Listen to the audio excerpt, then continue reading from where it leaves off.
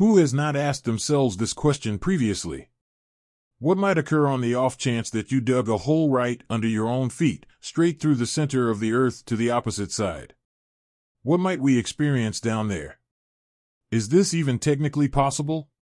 And where exactly would we emerge? If you like our videos, please help us with a like, subscribe to Just Space, and look forward to the videos that will be waiting for you in the future. Regardless of whether it sometimes vanishes from consciousness in everyday life, we are standing on a massive sphere rotating around a star somewhere in an infinite universe. Behind us, before us, to the left and right, is about the same amount of Earth mass and Earth volume. Wherever we move, we are always at a kind of center, viewed quite precisely. The Earth is not a perfect sphere, but an ellipsoid. At the poles, it is slightly flattened. This effect is likely due to the Earth's axis being tilted to the side by 23 degrees. The Earth's radius is not always exactly the same due to the flattened shape and differences in the nature of the surface, for example, mountains, swamps, seas, and land. All determined values can, therefore, only represent average values. In general, the distance from the center of the Earth to the equator is around 6,378 kilometers. To the North or South Pole, it is only 357 kilometers. The diameter of the Earth corresponds to twice the average Earth radius, which is 6,371 kilometers, so around 12,742 kilometers in total. If one could circle the Earth once at the equator at the surface, one would have to cover 41,750 kilometers. An opening through the center of the Earth?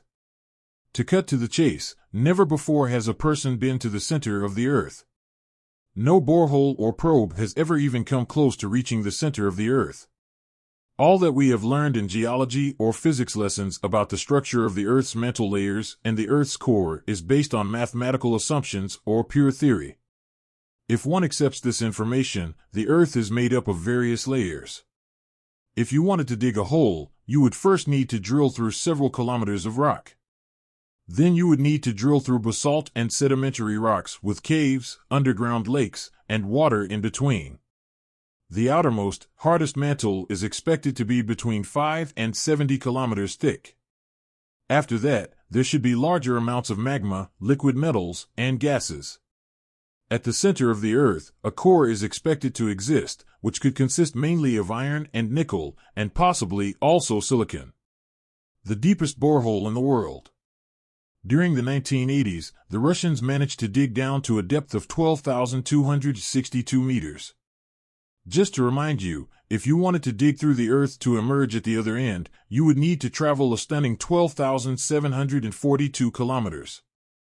The Russian drilling team had to finally give up at just 0.1% of the total distance because it became too hot and mysterious to understand what lay ahead. The drilling machine is located in the far north of Russia, near the Arctic Circle on the Kola Peninsula. Geologists assumed that the Earth's crust at this location would be very thin and easily penetrable. In addition to the search for mineral resources, the borehole was intended to provide more information about the nature of the Earth's mantle. The work began in the 1970s and initially fulfilled this purpose. With the data acquired, scientists were able to revise some previously held assumptions. According to their calculations, the temperatures should have remained low to a depth of 20 kilometers so that drilling could have continued without problems. However, in reality, the drilling team encountered temperatures of 180 to 200 degrees Celsius at only 11,000 meters, and their 20-centimeter wide drill bits gradually failed. The rock samples also provided evidence of microorganisms that could date the age of the origin of the first life on Earth back 1.5 billion years. Another surprise was the large deposits of methane. Scientists had not expected this in the middle of the last century. It turns out that huge supplies of the greenhouse gas methane are hidden beneath Russia's permafrost soils. In an unusual mishap in 1984, the lower part of the drill broke off and remained in the borehole. Some side drillings provided further insights, including increasingly strange noises recorded on tape. The voices of screaming people were said to be heard, giving the borehole the nickname Access to Hell. Reports spread among the workers that a demon from the depths had sabotaged the technology and that the drill had broken because of it. Despite the destruction of the main drill, increasingly mysterious accidents occurred at the drilling site.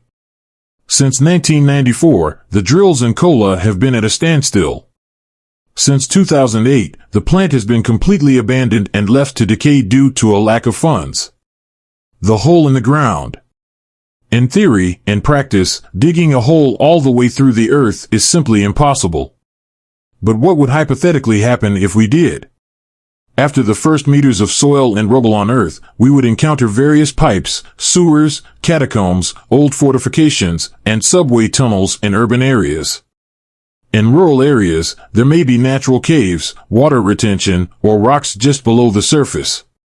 First, a harder rock layer would follow, and then softer sedimentary rocks. These may cover deeper caves, mines, water reserves, fossils, and Earth's treasures. At a depth of 4 kilometers, we reach the deepest mine on Earth. Westwick's operations mined precious metals and diamonds in Carltonville, South Africa. In the deepest shafts of the mine, there are already temperatures of 60 degrees Celsius. Mining work is only possible with special cooling technology.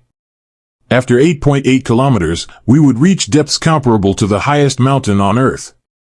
At the top of Mount Everest, the average temperature is a mere minus 19 degrees Celsius. Even in midsummer, all water is frozen into snow and ice. Below the Earth's surface, however, it is around 100 degrees Celsius, which would bring us to the boiling point of water, hypothetically, because the pressure at this depth is already very different from the pressure on Earth's surface. After 40 kilometers, most metal objects would already become significantly softer. From 100 kilometers onward, the environment is completely fluid. The birthplace of diamonds is said to lie at a depth of around 15 kilometers. After an incredibly long journey of around 6,000 kilometers, we will have reached the center of the Earth. The temperature there is between 3,700 to 6,200 degrees Celsius, which is roughly equivalent to the temperature on the surface of the Sun. The pressure in the Earth's interior is 3.6 million times higher than on the Earth's surface. After passing the Earth's core, the journey would begin again through the various layers we've passed, but on the opposite side. Falling through the Earth in 42 minutes. Scientists have had a bit of fun with the idea of a hole in the ground. The idea is not at all unpleasant among researchers, and some have already come up with interesting ideas. A team of physicists even calculated how long it would take to jump, or fall, through a theoretical perfect hole in the ground. This hypothetical hole would lead straight through the ground. The average person would take 42 minutes and 12 seconds in descent to cover the roughly 12,000 kilometers, assuming no air resistance or gravitational pull at the other end. They would reach maximum speeds of several thousand kilometers per hour. There is another factor that could cause problems for the hypothetical jump. While we don't notice it on the Earth's surface, its interior is plagued by severe earthquakes. Anyone who drills, like the Russians, knows this problem very well. We can blame this on the Coriolis effect, which explains that these inner-Earth earthquakes are related to the Earth's rotation around its own axis. The Coriolis force affects all bodies that are moving within a rotating reference frame. In our experiment, this would mean that the jumper himself would be thrown from one wall to the other, like a pinball in a hole several meters wide. The only way to avoid this effect would probably be to have a hole running exactly from the North Pole to the South Pole. And here we already encounter the next problem. Both points have been calculated and can cause small deviations, which would mean death for the pinball in the tunnel. On the Earth's surface, however, the Coriolis force is responsible for generating very strong winds, as well as large-scale air circulation. It's wild about 12,742 kilometers under our feet. Probably a human is standing on the exact opposite side of the Earth right now. This thought intrigues and inspires in equal measure. Who hasn't wanted to know exactly which country is on the other side, and which people live there? In science, the opposite side of the Earth and the people living there are called antipodes. Literally, antipode means opposite foot. Of course, hobbyists have been working for years and have put antipode calculators on the web, accessible in an easily understandable way.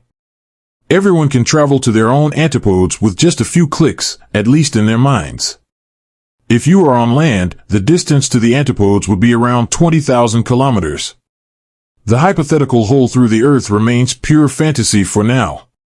In the 19th century, the French writer Jules Verne had already dedicated himself to the question of what is lurking down there in his novel Journey to the Center of the Earth.